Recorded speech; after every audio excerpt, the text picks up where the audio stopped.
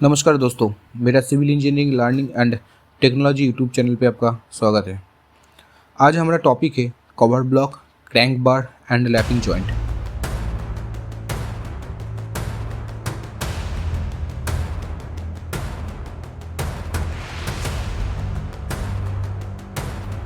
तो चलो दोस्तों, आज का वीडियो स्टार्ट करते हैं। Cover block, it is a mould of mortar that protect reinforcement from the weather. मतलब कवर ब्लॉक एक हमारा मोर्टर का एक छोटा पीस होता है जो जिसको हम लोग रेनफोर्स के ऊपर में लगा देते हैं और बाहर का वेदर से हमारा रेनफोर्समेंट को बचाता है। ये जैसे हमारा शरीर पे जो हमारा स्केलेटन है उसको जैसे बाहर का वेदर से जो हमारा मांसपेशी है वो प्रोटेक्ट कर रहा है, सेम वैसे कवर ब्लॉक भी हमारा जो रेनफोर्समेंट का स्ट्रक्चर है उसमें जो रेनफोर्समेंट है तो उसको प्रोटेक्ट कर रहा है। तो जितना एमएम का कवर ब्लॉक हम लोग लगाएगा उतना ही एमएम का कंक्रीट हमारा जो रेनफोर्समेंट है उसको ऊपर से क्लियर बन जाएगा। और इसी वजह से जो हमारा रेनफोर्समेंट ऊपर में जो कंक्रीट का कवर ब्लॉक लगता है, ये कवर ब्लॉक जितना एमएम का लगेगा उतना एमएम का ही जो कंक्रीट का जो लेयर है वो पूरा रेनफोर्समेंट के ऊपर में बिक जाएगा और हमारा रेनफोर्समेंट को हमारा बाहर का जो कंडीशन है मतलब ठंडी, गर्मी, बारिश, ये सब चीज़ से बचाएगा। तो दोस्तों चलो देखते हैं हम लोग कवर ब्लॉक को कैसे यूज़ करते हैं। जैसे अब ये फोटो में देख सकता है, कवर ब्लॉक के साथ में 2 पिन है। ये इसी पिन को हम लोग लेके ये जो हमारा जो बाड़ है तो इसी बाड़ के साथ में हम लोग टाइट करके इसको बांधी कर देते हैं और इसके ऊपर से हम लोग शटर लगा देते हैं। जैसे आप देख सकते हैं ये जो लाल जो बाउंड्री है हमारा शटर है, तो ये शटर जब लगेगा इसके साथ में सेट होगा, ये कवर ब्लॉक के साथ में सेट हो जाएगा। तो कवर ब्लॉक का जितना एमएम गैप होगा उतना एमएम पूरा रेनफोर्समेंट के साथ में हमारा जो शटर है उतना एमएम गैप रहेगा और ये गैप में हमारा कंक्रीट फिल हो जाएगा। अभी देखते हैं कवर ब्लॉक कौन सा जगह पे कितना एमएम का यूज़ करना चाहिए।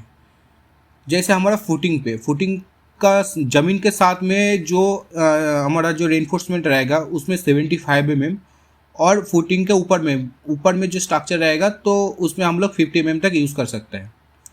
नेक्स्ट हम लोग देखिए ये जो कलम है, कलम पे हम लोग 40 mm का कवर ब्लॉक यूज़ करते हैं। बीम पे हम लोग 25 mm का यूज़ करते हैं और हमारा जो स्लैब है स्लैब में 20 mm का कवर ब्लॉक यूज़ करते हैं। नेक्स्ट है हमारा क्रैंक बार।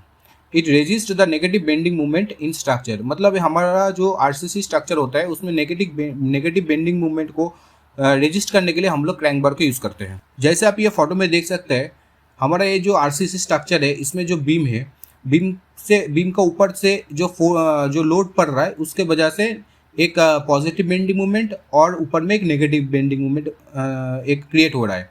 तो इसी बेंडिंग मूवमेंट को रोकने के लिए हम लोग नीचे में एक मेन बार के साथ में एक बार लगा देते हैं एक्स्ट्रा और ऊपर में भी 2 छोटा बार लगा देता है, ये जो हमारा नेगेटिव बेंडिंग मूवमेंट है इसको रोकने के लिए। तो इसके साथ में जब हमारा दोनों बार को जब हम लोग बीच से जोड़ देते हैं तो तब इसको हम लोग क्रैंक बार बोल सकते हैं।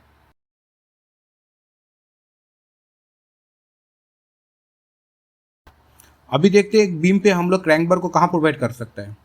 जैसे आप देख सकते हैं ये फोटो में एल जो है हमारा पूरा लेंथ ऑफ बीम है और ये लेंथ को हम लोग 4 पार्ट में डिवाइड कर दिया। जैसे आप ये फोटो में देख सकते हैं, सपोज हमारा एक 5 मीटर लेंथ का एक बीम है तो इसको डिवाइड करेगा 5/4, तो हर एक पार्ट आएगा 1.25 मीटर। तो जो हमारा कॉलम का जो कॉलम जहाँ पे हमारा उधर से भी 1.25 मीटर छोड़ देगा दोनों तरफ से और बीच में हम लोग क्रैंक बार को प्रोवाइड कर देगा। नेक्स्ट देखते हैं हम लोग lap joint. Mainly joint to bar is called lapping. मतलब दोनों बार को आपस में हम लोग जब जोड़ते हैं तो वो जॉइंट को हम लोग लैपिंग जॉइंट बोलते हैं। लैपिंग जॉइंट हम लोग इसलिए देते हैं जब हमारा स्ट्रक्चर को ऊपर में कोई लोड आता है तो वो लोड एक बार से दूसरा बार पे ट्रांसफ़र होके सेफली से वो लोड को हम लोग फुटिंग पे ट्रांसफ़र करते हैं, इसलिए हम लोग लैपिंग जॉइंट देते हैं। लैपिंग जॉइंट 3 टाइप का होता है। एक होता है ओवरलैप, दूसरा है वेल्डिंग लैप और तीसरा है कपलर लैप। जॉइंट जब भी हम लोग देगा तो ये थोड़ा ध्यान पे रखना चाहिए, लैपिंग जॉइंट हमेशा अल्टरनेट पे देना चाहिए। जैसे आप ये फोटो में देख सकते हैं अल्टरनेट पे जॉइंट पे दिया है लैपिंग जॉइंट। मतलब एक कोई बार पे अगर थोड़ा सा नीचे पे दिया है जॉइंट तो दूसरा बार पे थोड़ा सा ऊपर में देना चाहिए, फिर तीसरा बार पे फिर नीचे, फिर चौथा बार पे फिर ऊपर में, ऐसे करके लैपिंग जॉइंट देना चाहिए। हम लोग लैपिंग जॉइंट इसलिए एक ही जगह पे नहीं देते हैं क्योंकि जब ऊपर से लोड आएगा तो हमारा जो कलम का जो स्ट्रक्चर है ये हमेशा मतलब बकलिंग होने का चांस रह जाता है अगर एक ही जगह पे दे दिया तो इसलिए ऑल्टरनेट करके देगा। तो हर मतलब कोई एक इस कॉलम का कोई एक जगह पार्टिकुलर जगह इसका वीक पॉइंट नहीं बन पाएगा, हमेशा ऑल्टरनेट में रहेगा। तो इसीलिए हम लोग ऑल्टरनेट पे लैपिंग जॉइंट देते हैं। Usually we provide 50D in column and slab, मतलब कॉलम और स्लैब में हम लोग जब दोनों बार को आपस में जोड़ रहे हैं तब हम लोग 50D का फॉर्मूला का यूज़ कर रहे हैं। अभी डी कौन सा है? डी है हमारा स्मॉल डाया ऑफ बार, मतलब जो डाया का बार हमारा छोटा रहेगा उसी को हम लोग 50 के साथ में गुना करेंगे। जैसे आप देख सकते हैं ये कॉलम पे इस कॉलम पे हम लोग आपस में जोड़ रहा है, तो इसमें मान के चलिए जो हमारा ऊपर का जो डाया है ये 20 mm का है और नीचे का जो डाया है ये बार का तो ये 25 का है। तो 50D मतलब 50 इंटू 20 करेगा तो 100 mm। तो हमारा जो लैपिंग लेंथ होगा तो ये 100 mm का होगा, मतलब ऊपर का भी जो सरिया रहेगा बार रहेगा ये 100 mm तक नीचे आएगा और ये 100 नीचे का भी जो बार रहेगा वो भी 100 mm पे ही लैपिंग लेगा इसमें। जैसे आप ये फोटो में देख सकते हैं ये जो हमारा एक बीम है इसमें ऊपर में जो बार आएगा इसको हम लोग डिस्ट्रीब्यूशन बार बोल लेगा और नीचे का जो बार आएगा इसको हम लोग मेन बार बोलेगा।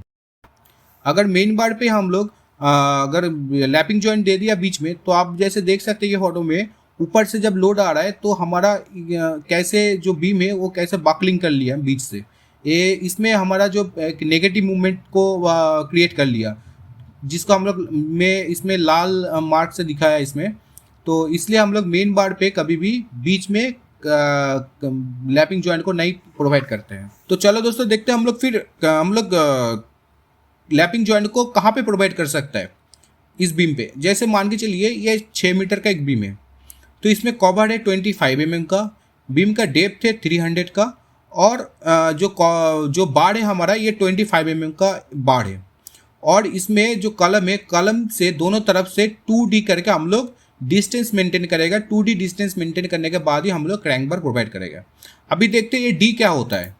डी होता है 300 जो हमारा डेप्थ है वो डेप्थ कलम minus cover minus half of the diameter of बार, मतलब 300 माइनस 25 और डायमीटर ऑफ बार कितना होगा 12.5 का। तो हमारा आंसर आएगा 262.5। इसका साथ में 2D, अभी D निकल गया हमारा 2D मतलब 2 से इसको मल्टीप्लाई करेगा तो आंसर आएगा हमारा 521 mm। As per IS 13920-1993 lapping should not be more than 50% of length. मतलब क्या बोल रहा है हमारा जो IS कोड है 13920-1993 पे क्या बोल रहा है जो हमारा 50% जो एरिया रहेगा कलम का बीम का तो ये 50% पे हम लोग लैपिंग जॉइंट को प्रोवाइड नहीं कर सकता है। तो देखते हैं लैपिंग जॉइंट हम लोग कहाँ पे प्रोवाइड करेगा। तो देखिए कलम का बगल से जो 5 to 1 mm का जो हमारा डिस्टेंस है इसके बाद हमारा जो 6 मीटर का जो बीम है इसको हम लोग 4 पार्ट में डिवाइड कर दिया तो हर पार्ट आ गया 1.5 मीटर करके। तो अभी क्या करेगा ये जो 5 to 1 है ये 5 to 1 को 1.5 से माइनस कर देगा तो आंसर आएगा हमारा 0.979। तो 0.979 आने के बाद हमारा जो 3 मीटर है मतलब जो आधा पोर्शन है ये आधा पोर्शन से ये इसको हम लोग माइनस कर देगा तो हमारा आंसर देखिए आएगा 2.021 मीटर। तो हम लोग लैपिंग को हम लोग 2.021 मीटर पे हम लोग प्रोवाइड कर रहे हैं। नेक्स्ट है हमारा वेल्डिंग लैपिंग। एक बहुत पुराना सिस्टमेटिक है क्योंकि इसको अभी कोई यूज़ नहीं करता है साइड पे इतना, क्योंकि इसका क्या है ना इसका जब जहाँ पे आप वेल्डिंग कर रहा है बाड़ का तो वहाँ से वो स्ट्रेंथ खो दे रहा है और साथों साथ इसका जो बाड़ का प्लास्टिक प्रॉपर्टी है वो भी खो दे रहा है क्योंकि बाड़ का ऊपर से भी हीट नहीं हो रहा है नीचे भी हीट नहीं हो रहा है, सिर्फ बीचों बीच जहाँ पे आप वेल्डिंग कर रहे हैं उसी जगह पे ही हीट हो रहा है। तो बाद में जब इसके ऊपर लोड आएगा तो इस जगह से चांस रहता है बकलिंग होने का, तो फिर हमारा स्ट्रक्चर क्या होता है फेल हो जाता है। हमारा IS कोड में दिया है 36 mm डाया के ऊपर में अगर जाएगा तो वहाँ पे हम लोग वेल्डिंग कर सकते हैं, लेकिन इसमें ये भी लिखा है अगर पॉसिबल है तो इसको अवॉइड ही करना सही है। नेक्स्ट है हमारा कपलर लैप। कपलर लैप क्या है, अभी का ज़माना पे कपलर लैप एक बहुत फेमस में है क्योंकि ये कपलर लैप ऐसा है अभी जो बड़ा बड़ा बिल्डिंग मकान जो बन रहा है इसमें सब में कपलर लैप यूज़ कर रहा है क्योंकि इसको यूज़ करना बहुत ही आसान है। इसमें नहीं आपको ओवरलैप देना है ना इसको वेल्डिंग करना है। तो इसमें क्या है, इसमें नीचे का जो बाड़ आएगा उसके साथ में सीधा आप एक कपड़ा लगा दीजिए और ऊपर का सरिया को आप इसमें जोड़ दीजिए, तो सीधा ये एक जॉइंट बन जाता है और इसमें इसका स्ट्रेंथ भी अच्छा रहता है कंपेयर टू आपका ओवरलैप और वेल्डिंग। अभी देखते हैं हम लोग कपलर लैप को हम लोग क्यों यूज़ कर रहे हैं साइड पे। तो इट सेफली डिस्ट्रीब्यूट लोड, मतलब हमारा जो कपलर लैप यूज़ करने के बाद जो हमारा ऊपर का जो लोड है ये बहुत सेफली डिस्ट्रीब्यूट हो रहा है नीचे पे। ना इसमें आपको क्रैंक देने का ज़रूरत पड़ रहा है, ना इसका ओवरलैप करने का ज़रूरत पड़ रहा है, ना इसमें वेल्डिंग करने का ज़रूरत पड़ रहा है। तो फिर क्या हो रहा है, हमारा जो बाड़ है वो भी सेफ रह रहा है। तो इसलिए हम लोग अभी कपलर लैप को बहुत अच्छे से यूज़ कर रहा है इसको। अभी नेक्स्ट पे क्या है हमारा, देखिए इट सेव मनी, मतलब क्या है हमारा मान के चलिए जो ओवरलैप है, तो ओवरलैप देने के लिए दोनों सरिया को हम लोग करीबन 100 दोनों 100 क्या 200 500 जितना भी है वो, मतलब वो 500 200 वो दोनों सरिया पे ही जा रहा है। तो इतना जो सरिया है ये वेस्टेज में जा रहा है पूरा। तो इसको बचाने के लिए हम लोग कपलर लैप को अभी यूज़ कर रहे हैं। नेक्स्ट क्या है, concrete placement is very good.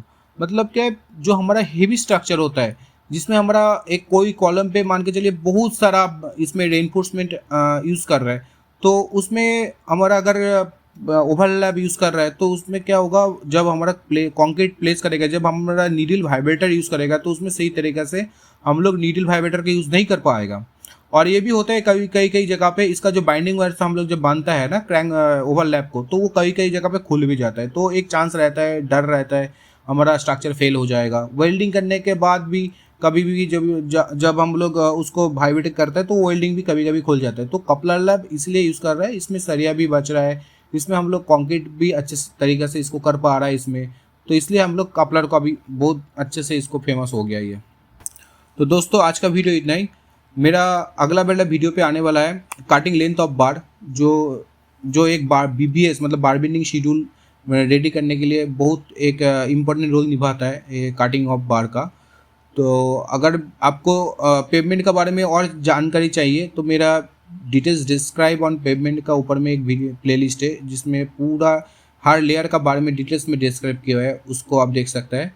अगर मेरा वीडियो पसंद आया तो एक लाइक और सब्सक्राइब कर दीजिए मेरे चैनल को। Thank you.